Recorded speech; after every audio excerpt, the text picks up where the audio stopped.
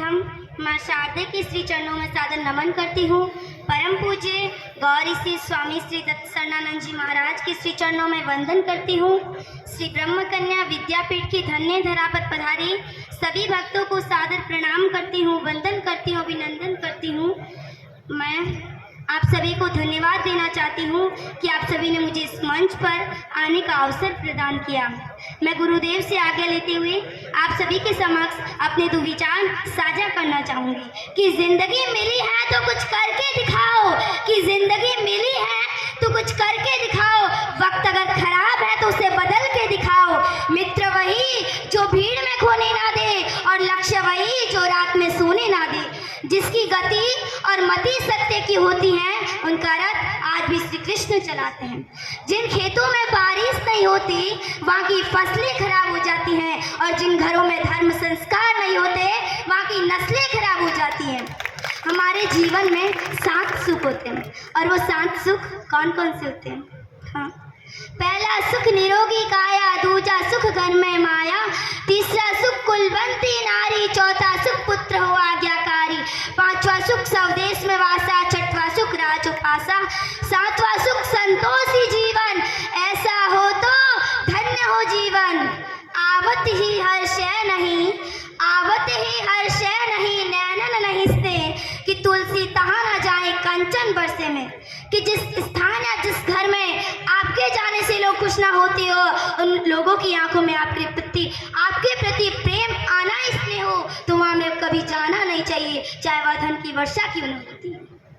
यदि किसी बच्चे को उपहार न दिया जाए तो वह थोड़ी देर रोता है, पर संस्कार न दिए जाए तो वह जीवन भर रोएगा। शिक्षा कहीं से प्राप्त की जा सकती है, परंतु संस्कार हमेशा घर से ही सीखे जाते हैं। इसलिए मैं कहना चाहूँगी कि सभी माँ बाप अपने नैनियालों को अच्छे संस्कार जरूर देवे। कुदरत यानी भगवान ने हमें आनंद ही दिया है, दुख तो बस हमारी खोज है। तीर को आगे छोड़ने से पहले पीछे खींचना पड़ता है। ठीक उसी प्रकार अच्छे दिनों के लिए बुरे दिनों से लड़ना पड़ता है। गति के लिए चरण और प्रगति के लिए आचरण बहुत जरूरी है। रिश्ता गहरा हो या ना हो, परंतु भरोसा गहरा होना चाहिए, क्योंकि गुरु श्रेष्ठ वही जिसकी प्रेरणा से किसी का चरित्र बदल जाए, और मित्र श्रेष्ठ वही जिसकी संगत से रंगत बदल जाए। भरोसा सब पर कीजिए, लेकिन संभल कर, क्योंकि कभी कभी खुद के दांत ही जीभ को काट लेते हैं। इत्र मित्र चित्र और चरित्र किसी की पहचान के मोहताज नहीं, ये चारों अपना परिचय स्वयं देते हैं। इत्र मित्र चित्र और चरित्र किसी की पहचान के मोहताज नहीं, ये चारों अपना परिचय स्वयं देते हैं। जीवन में जो कुछ भी करो पूर्ण समर्पण के साथ करो। प्रेम करो तो मीरा की तरह, भक्ति करो तो हनुमान की तरह, प्रतीक्षा करो तो सबरी की तरह, शिष्य बनो तो अर्जुन के सम्मान, कृष्ण मित्र बनो तो स्वयं कृष्ण के सम्मान। आर्थिक स्थिति कैसी भी हो, खुश रहने के लिए मानसिक स्थिति का मजबूत होना जरूरी है। कहते हैं कि आर्थिक स्थिति कैसी भी हो, खुश रहने के लिए मानसिक स्थिति का मजबूत होना जरूरी है।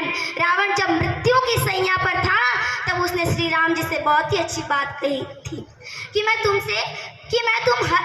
तुमसे हर मामले में बड़ा हूँ। उम्र में, बुद्धि में, बल में मेरा कुटुंब भी तुमसे बड़ा है, धन दौलत में भी मेरा राज्य बहुत बड़ा है, फिर भी मैं तुमसे हार गया।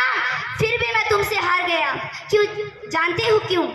क्योंकि तुम्हारा भाई तुम्हारे साथ था और मेरा भाई मेरे खिलाफ था। इसलिए सजनों सदैव साथ रहिए।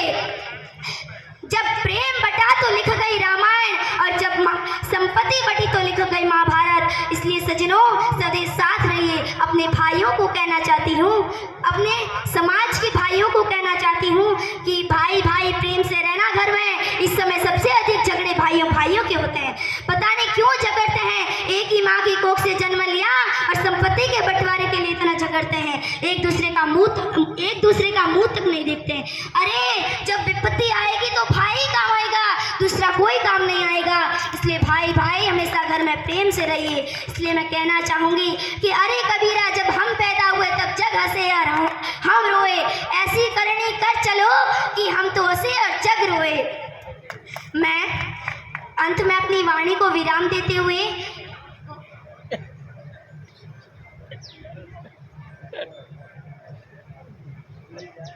मैं सभी समाज बंधुओं से विशेष आग्रह करती हूँ कि सभी समाज बंधुओं की कन्याओं को विद्यापीठ में आने का अवसर प्रदान करें, उनको शिक्षा लेने का भी अवसर प्रदान करें साथियों।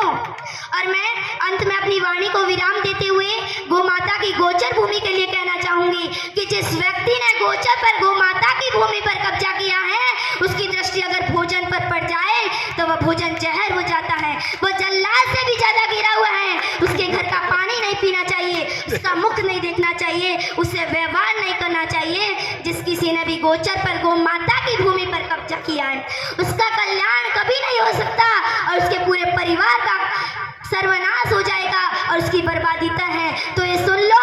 और जिस किसी ने भी गोचर पर गौ माता की भूमि पर कब्जा किया है तो गौ माता से क्षमा मांगकर उसे छोड़ देना। आप सब तो गौ भक्त हैं, इसलिए इस पंडाल में तो कोई नहीं होगा, लेकिन जो कोई भी हो तो ये कीर्तिराज पुरोहित का संदेश उन तक जरूर पहुंचा देना। धन्यवाद। बोलिए गौ माता की, आज के आनंद की।